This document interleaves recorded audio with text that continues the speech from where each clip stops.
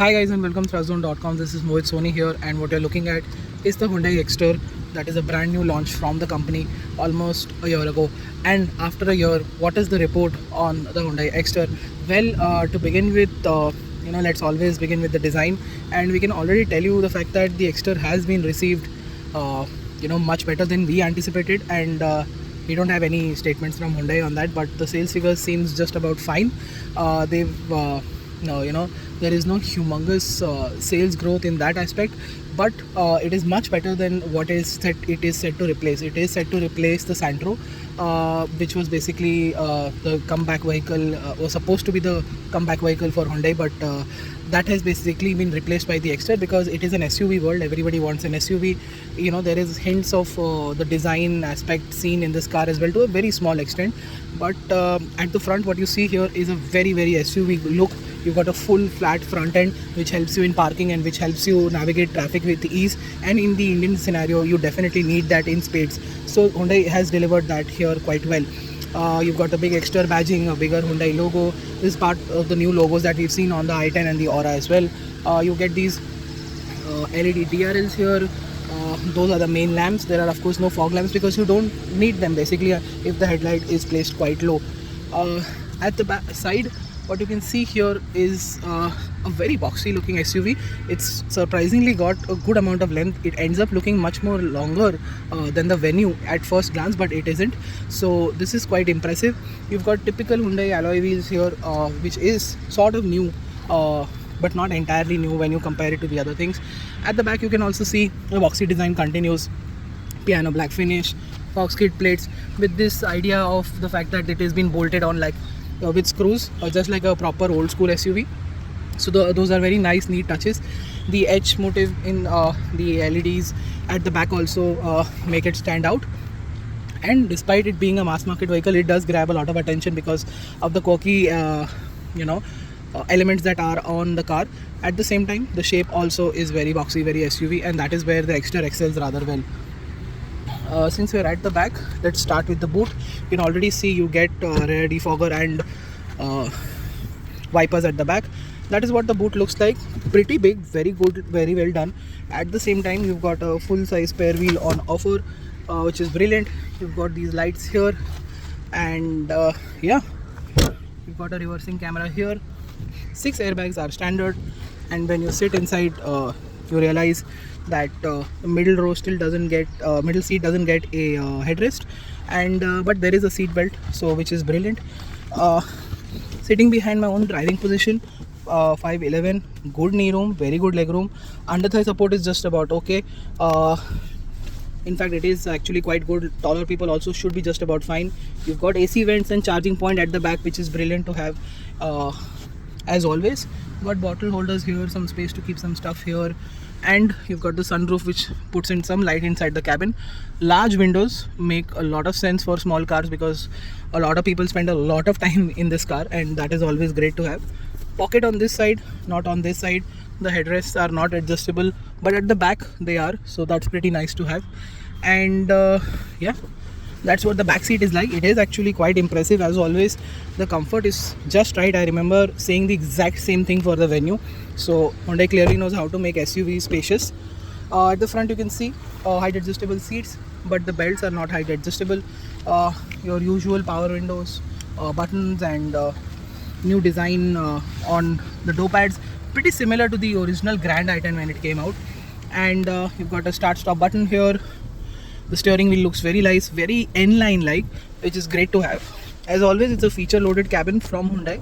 So on the top end variant, what you can see here is I have left the boot open somehow.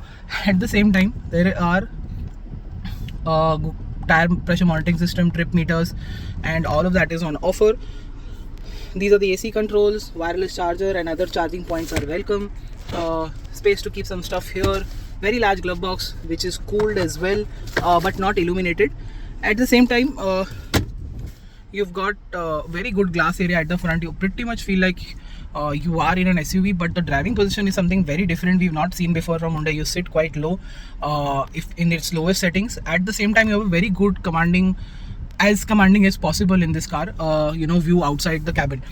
So that is impressive. You've got Hyundai's BlueLink connectivity features, SOS and the concierge service. Hyundai also offers this dash cam on the top of the line variant for both on the inside and outside as well, which is brilliant. This area is very similar because we've seen it in the Aura and Grad i10s, and at the same time what you can see here are these AC vents with this blue ring on it, which looks quite impressive. A digital instrument cluster in a car of this size is very bold and big move by Hyundai. This screen here also just is about okay, around 67 inches. It does fine. It looks quite nice, quite premium. You've got your map, navigation and every other settings. And let's get inside and see that everything remains pretty similar to any other Hyundai car. And Hyundai has loaded it to a very large extent. You've got a lot of settings to choose from in digital form as well, and as well as in buttons when it comes to AC, device connection, display. You can adjust the blue light in this also as well, which is a handy feature in the night. And like I told you, BlueLink is on offer. These are the general settings, which is also as always on offer. So it also has something called those pre-recorded audios that are very pleasing to hear, and that is actually quite impressive. You've got your FM, Bluetooth and all of those connections.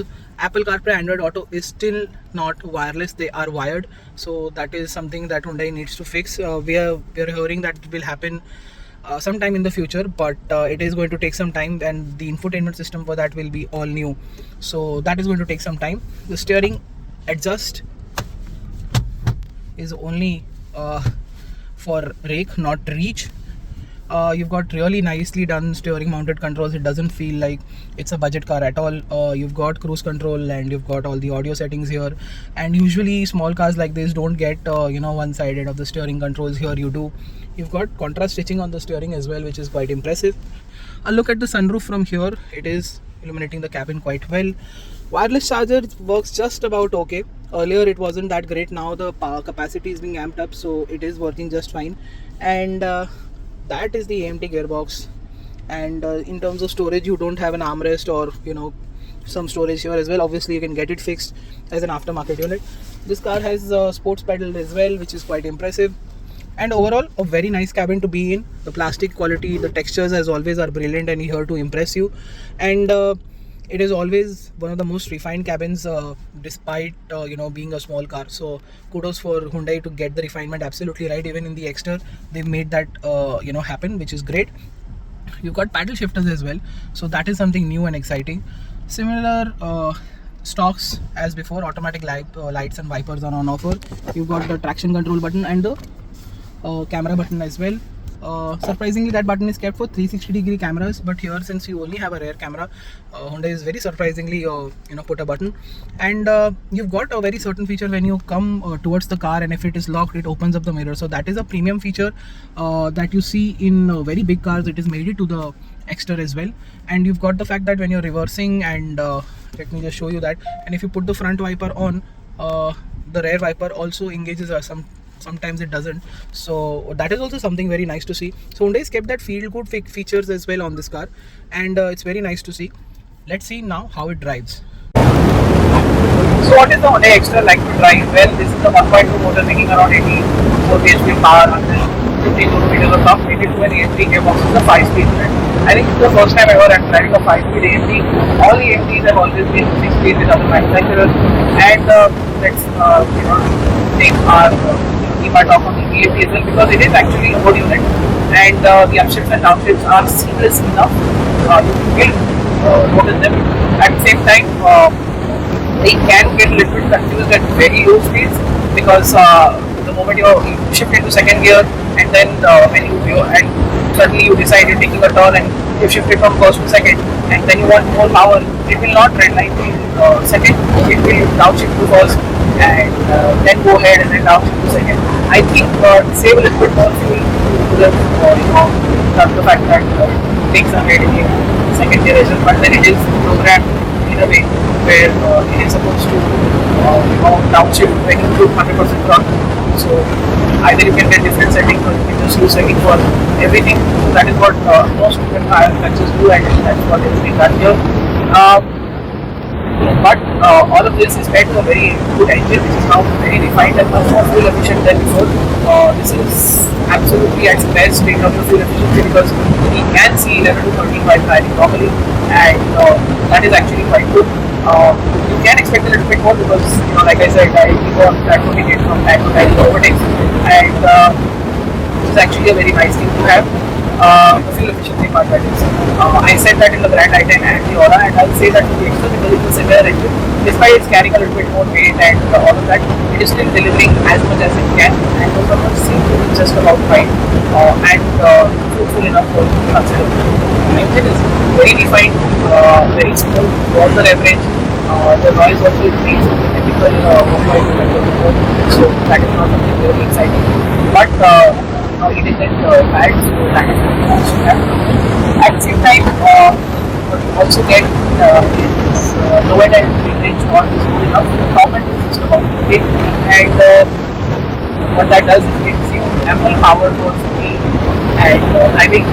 Of course, with a full load of 5 people, there may be a bit of struggle in some directions, but you will not be mostly under power, and that is where these cars will get over time. What you see delivering to 1.2 I think cars that it doesn't feel closely inadequate.